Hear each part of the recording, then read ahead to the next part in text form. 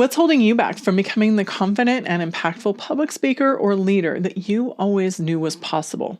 Do you have a voice inside of you that just whispers that you are meant for more, that you were meant for a bigger stage, that you have something to share with the world? Today, we dive into this topic and more with guest Lauri Smith, an innovative public speaking and leadership coach. Welcome, Lauri. Thanks for being here today. Thank you for having me, Kendra. Absolutely. So I'm fascinated by what you do as a public speaker and public speaking and leadership coach. Can you talk about how you got started doing that? It was a bit of a curvy road. It always is, right? It always is. And life has been leading me there, I think, for most of my life. When I was about 7 years old, my mother found me in the backyard. My hair was curled up in little pin curls, and I was actually making up the Brady Bunch with some friends, and I was playing Cindy Brady.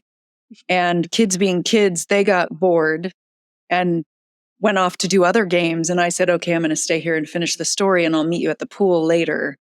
And when my mother found me, instead of stop, what are you doing? Don't do that. Yeah. I think she said, what are you doing? And I said, I'm playing Brady Bunch or something. And she immediately took me to an acting class. And acting and theater was really my first spiritual zone. It's the first time I felt the feeling of being in the moment and in a state of flow.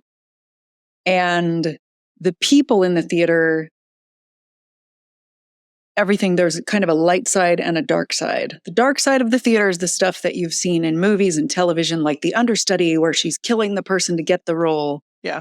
The light side is a group of people that really know how to be deeply present with you through anything and connected to you in a way that most of the world doesn't. And that I consciously chose and drew to myself. Fast forward 20 years, I was doing theater at night and working a day job as an executive assistant in the Silicon Valley.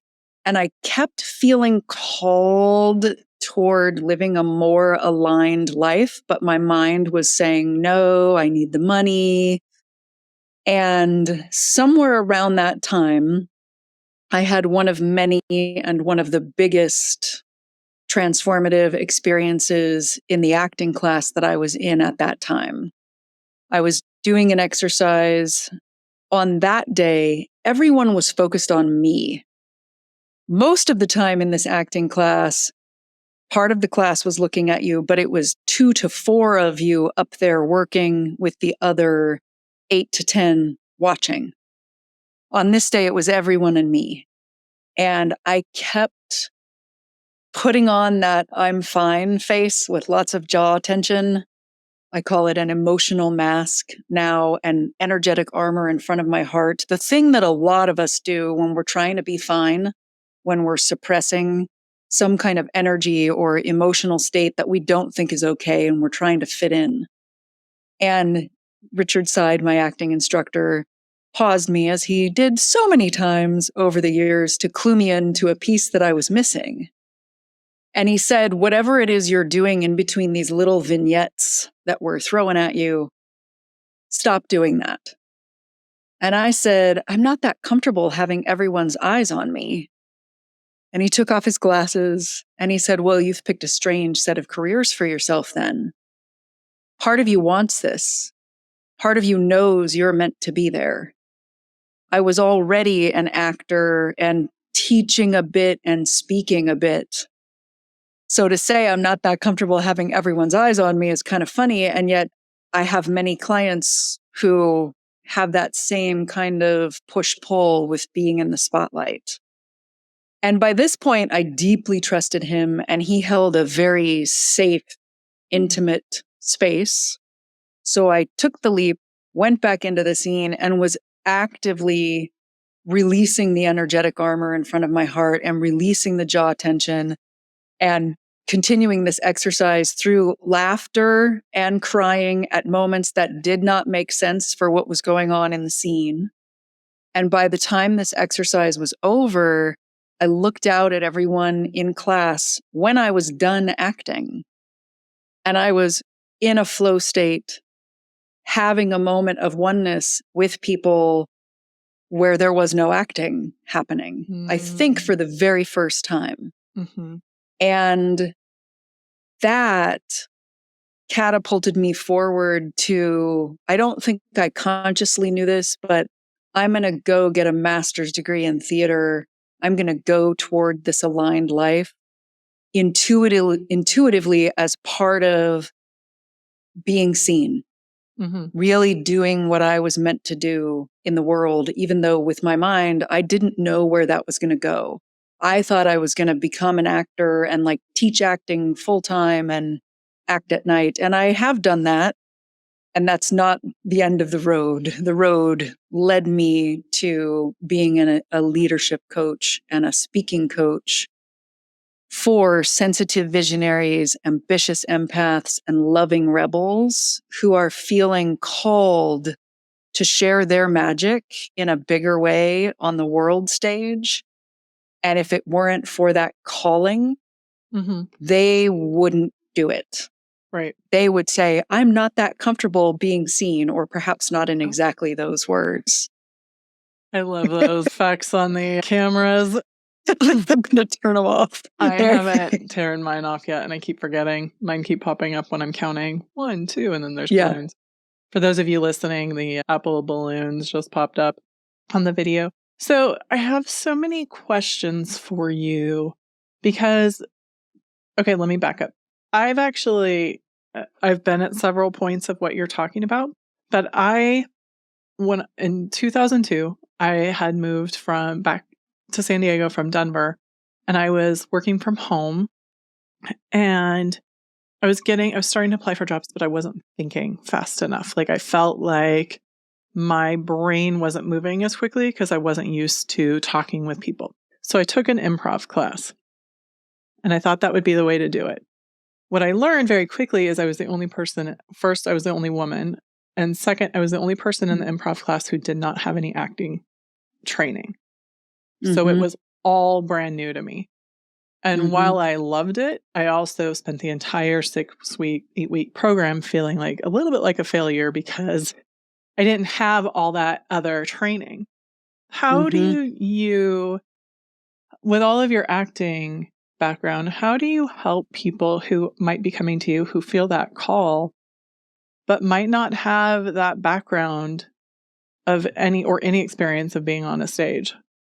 I used to teach theater classes around that same time, where a little later, 2009. So there was a round of budget cuts in like the 2008 timeframe. Yeah.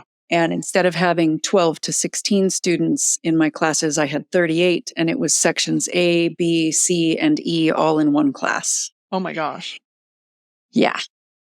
And part of what I loved about that eventually, when I embraced it and embraced that I was meant to be there, is that someone in the E section with a lot of experience has a certain set of gifts and skills that they're bringing to the table. And they also might have a lot of bad habits that they're bringing to the table that they got from maybe their high school acting instructor, or the masks that are still in place where they're acting from a mask rather than their true self. And the people that are in the A section that have never taken an acting class before in their lives, that are maybe even 65 years old, don't have some of the skills that the more experienced people do, yet they also don't have the bad habits. Holding that with people with love and respect and honesty is part of that I'm not lying when I say it. I truly believe that sometimes the person with the raw calling and no habits, good or bad, is as valuable to have in the room, and is having their path and their experience that they're meant to have. It's as valuable and as unique as the person who's been speaking on all kinds of stages. That's really interesting. And that's a good way to look at it. because I think we all have seen plenty of public speakers go in and not be sure of what they're doing, or they clearly have, they follow a method that someone taught them, and that method might be dated, or it might have been a trend for a while, and now they have those habits and they think it's working. So I do understand how that could be really tremendous coming from that place. Yeah. So how did you overcome just that vulnerability and those choices of, okay, that feeling of, I know I might be meant for something more than what I'm doing? At what point did you decide to listen to that? In some ways, it's a journey of continuing to listen to it. And one big step was saying yes and going to graduate school for theater. Then I came out and I was working as a personal assistant for someone part-time while teaching part-time. And one year I was teaching and I was sort of mimicking Catherine Fitzmaurice, teaching voice work for the theater, not singing voice work, but speaking. And I was mimicking her style. And we are not the same. My style is not her style. And I had sort of a mean girls experience within my own class, and I had confusion within my own class. There was one day where one of the students raised his hand and said, he asked a question, and then he said, because of all of my classes, I don't understand what's happening here. Like, I don't even understand why we have this as a class.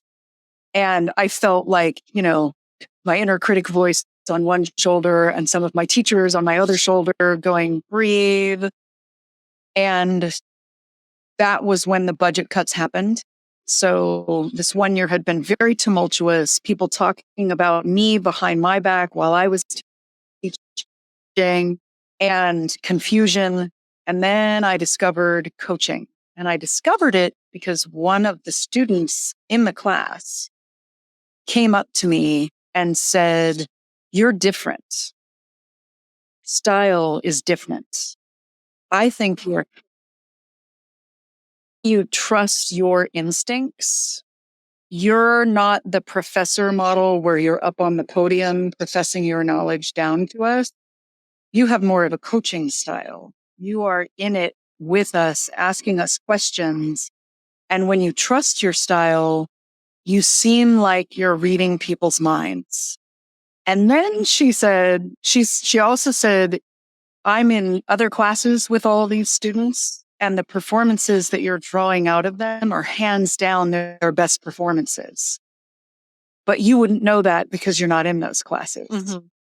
And then she said, when you don't trust yourself and you try to do it the way you think you're supposed to, it's really not working for you.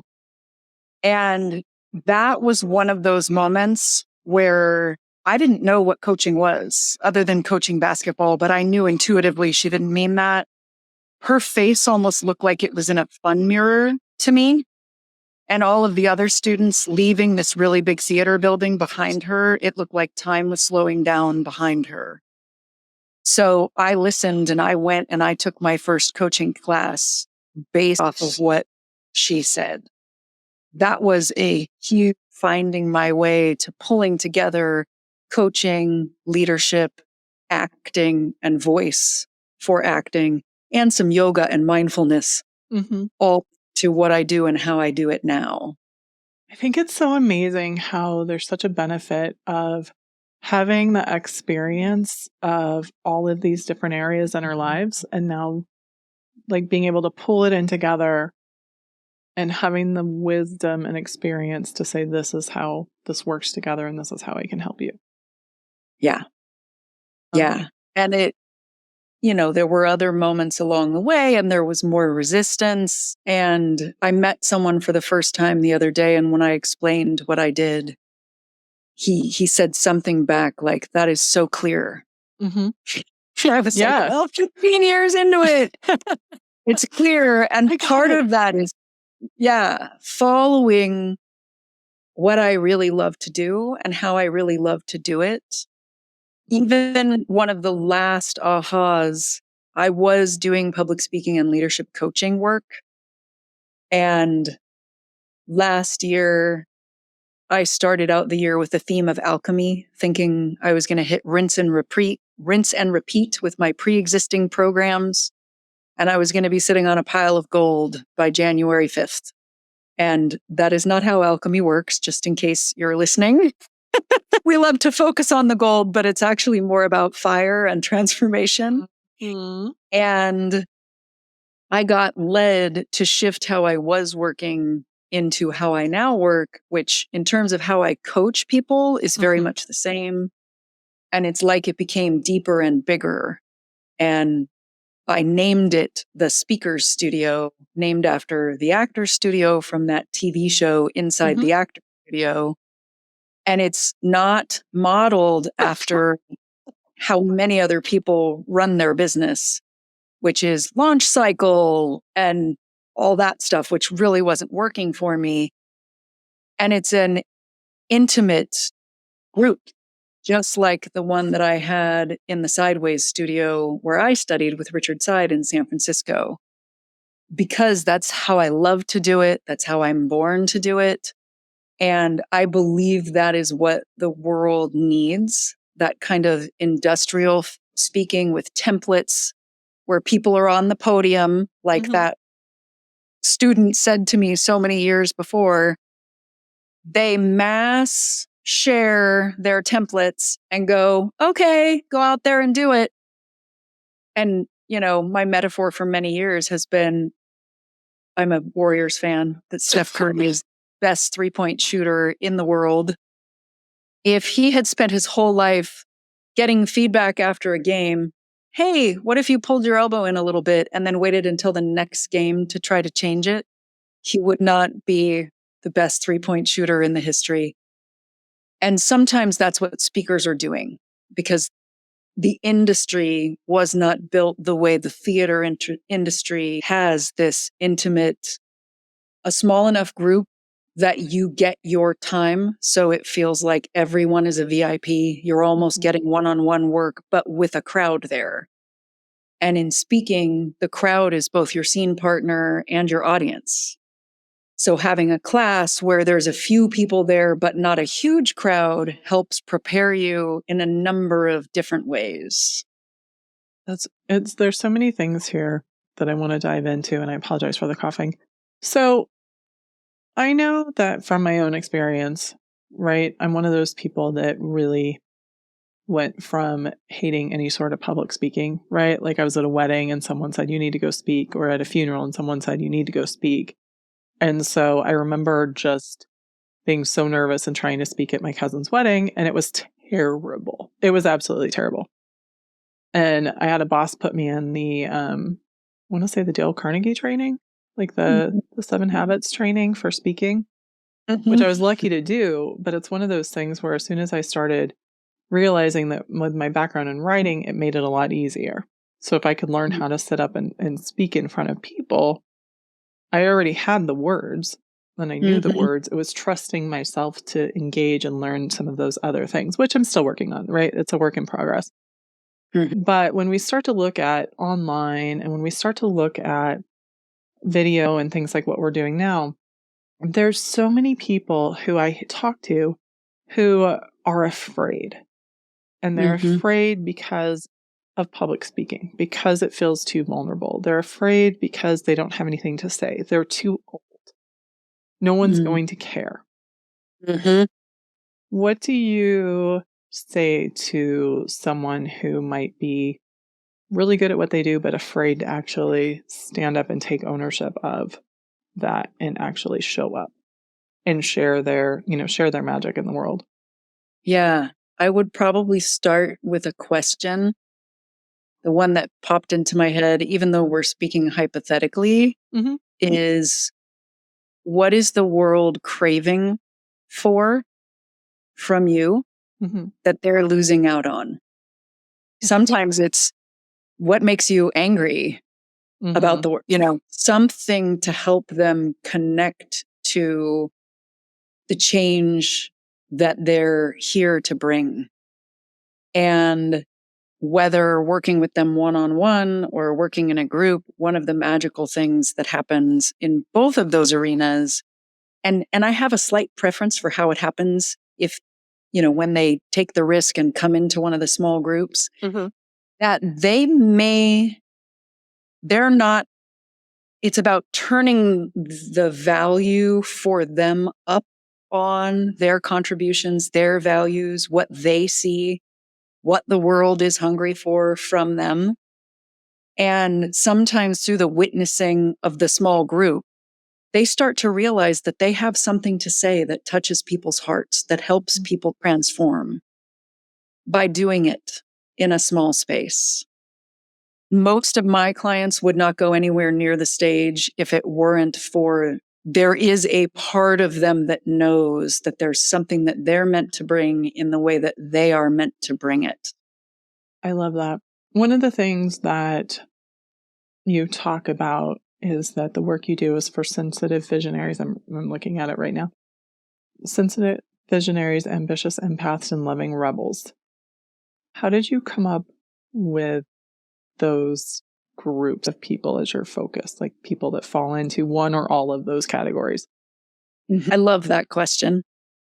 I struggled with what to call my clients when speaking to them for many years. Started out with leader, but a lot of us grew up with and still today look at leaders where we don't want to be that.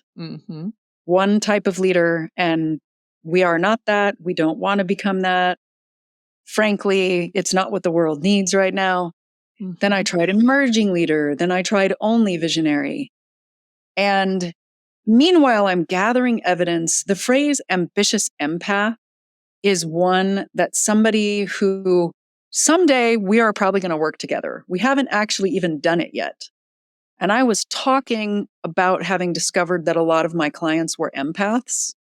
And she listened to part of what I was saying. And she said, well, what I hear you saying is they're not just empaths, they're ambitious empaths, which is, I now know that I am an empath and it's a superpower now as an actor and someone teaching programs and speaking. I know that my ability to feel what's going on out there is one of my greatest gifts.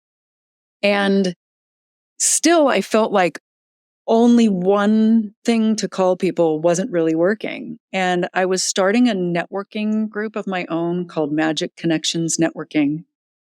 And it was time for me to send out the email inviting people. And I just sat down and wrote something really quick in like 5 minutes and posted it and sent it out on email. Because I was starting the networking group so that there was one that I, as an empath, wanted to go to. Right. So I wasn't struggling with all the marketing like we normally do. And a copywriter who is on my list mailed me back when that email came out. That phrase was in it. She pasted that and wrote, "This is hot!" Exclamation point, fire, exclamation point. And I looked back at what I had written in this incredibly quick, let me just bang something out there state. And I emailed her back and went, "Do you think I should be using this in all of my marketing?" And she emailed back, "Hell yes." And I went, it really does solve all those problems of, I may see and believe that the sensitive visionaries, ambitious empaths, and loving rebels are the change makers and leaders that are bringing the change to the human race that we so desperately need. But if I use the word leader, it makes it harder for you. And now the vibrations of sensitive visionary, ambitious empath, and loving rebel are so much more interesting to me that I will use leader when that's what we need to talk about because of, the one size fits all leader that we don't want to be and none of us are. And the organic way of finding these other things to call people. And a lot of them are all three, but there's something magical about threes. So if anybody feels, oh, I'm not an ambitious empath, but maybe they're a loving rebel. Right. I think it's really interesting. And I also, what also caught me up on in your content was talking about leading with authenticity, creativity, and courage. Because a lot of times we hear like the Brene Brown and lead with vulnerability, lead with authenticity. But a lot of people get stuck on that word because it's not something that, like, one, we hear it a lot, or at least I as a marketer hear it a lot. And two, how authentic are you really going to be online? How authentic are you really going to be in your professional life? And where are those boundaries for yourself? But combining it with creativity and courage, I think, is really powerful in your approach. So there's not really a question there. I just want to commend you on that. Thank you. Thank you. I'm like, I start out with a question, but I'm like, it's just really impressive. Thank you. Thank you so much. Authenticity, I feel like, well, I discovered in coaching school that authenticity was one of my top values, which was slightly before the word got taken and then like thrown up everywhere. Right. Privately, when people ask me, what's your top value now? I usually say it's raw authenticity because I'm great being authentic when I'm being quirky or weird, because it helps create the space for the people, my soulmate clients and whatnot. Where it's hardest for me and requires the most courage is when I'm feeling raw and let out the authenticity. And I would say authenticity, creativity, and courage are probably my top 3 values. I'm not sure. There's like a little voice that wants to go do a checklist right now. And they probably ended up in my marketing on my website because they're my top 3. And there's absolutely a crossover between myself and the people that I work with that we align on those. It's really interesting. I'm certified as a master practitioner in NLP. And one of the things that I do with all of my clients is figure out their values, right? We're going to start with your values and go from there. It just makes life easier, knowing where your values are and what's important to you when you're making decisions based on your work life, your career, whatever area you're doing your values in. And it's made a difference for me too, as far as like my values curiosity is definitely value, which is why I restarted the podcast, because I love learning about people and learning how they approach things, because we all have different ways of approaching something. So I can say, okay, I help my clients go from invisible to invincible in their business. And you can say the same thing if you did, right? But at the same time, like, our approaches are so different and the outcome of what we help teach is so different and coach is so different that and there's room and there's space for everybody, because there's no one way and there's no one outcome for each person. Yeah, absolutely. And I find this with being a podcast guest. I don't have my own podcast, parentheses, yet, maybe. Yet, if I'm called fully there. And it's like we intersect. I love the words invisible to invincible podcast. I would not have landed on them myself. And it's what drew me before I read anything else. Because there's a place where we're unique and different. We each have our own ways of working and we're helping some of the same people, some different people.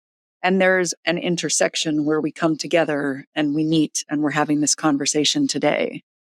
And what you do is so powerful, right? Like when you start to look at the need for public speaking, when you look at the need for people who have that voice in their head, that feeling that they were meant for more, that they have those stories to share.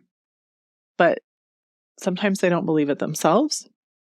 Once again, sometimes they feel like life has passed them by and it's too late to tell those stories.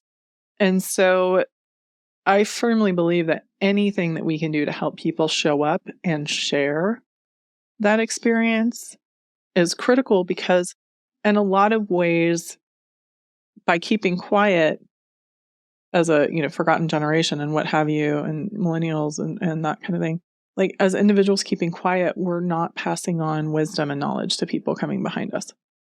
And even others who can learn from our peers and colleagues and people who can learn from each other. Yeah. And learn more deeply. I have a preference for the spoken word and, capture it in a book so that it lasts longer than you. And when we share our stories and our wisdom and our trials and our resilient moments and our pivot moments, sometimes things are almost transmuted from the speaker to the listener, where I can't live your life for someone else, but a part of the aha can happen when we're listening to someone else share their story. Mm-hmm. And stories, not just let me tell you what you should do, or let me tell you the answers that I found. If I just go answer number 1, answer number 2, answer number 3, it doesn't land as deeply as if I share with you my story and how I struggled.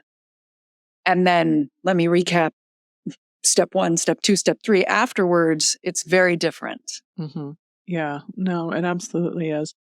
As we're looking at the people we've been talking to and people who are listening, what advice would you have for somebody that is on the fence, that's trying to find their way to decide whether or not they have a story to tell, to who might just be stuck with these voices in their heads but not actually doing anything about it? I'm going to channel similar advice to what the person who did my branding mentioned to me when I asked her a similar question. Find a space that you trust to step out and try it, and or a person that you trust to start to share it with, to mirror back to you what they're seeing. That might be in writing. If you're feeling called to show up and be visible by writing a book, share it with someone that you trust and let them mirror back to you the impact that it's had on you. If you're feeling called to speak and you can find a safe space to step out and do that, let the group mirror back to you. Because I believe that if there is a voice inside of you that's calling you, there's something to that. And we can't figure it out by sitting back and just going, should I, shouldn't I, should I, shouldn't I?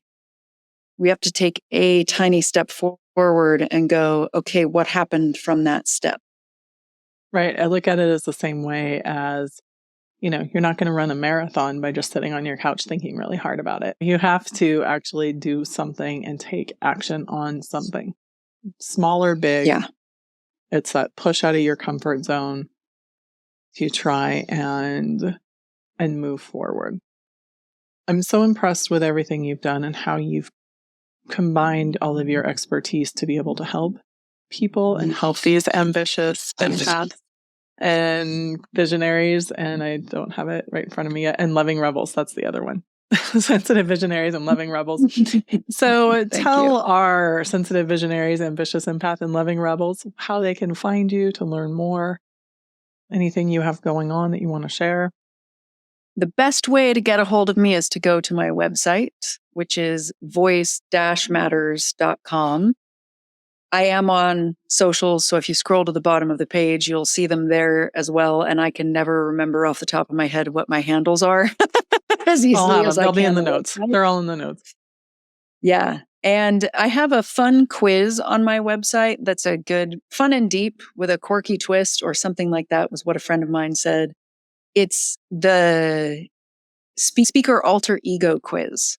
So if we're kind of showing up and speaking, but hiding behind a mask that we learned sometime, for many people, it's a mask that we don't use anymore, except for in the cauldron of the public speaking or the green video light in our faces.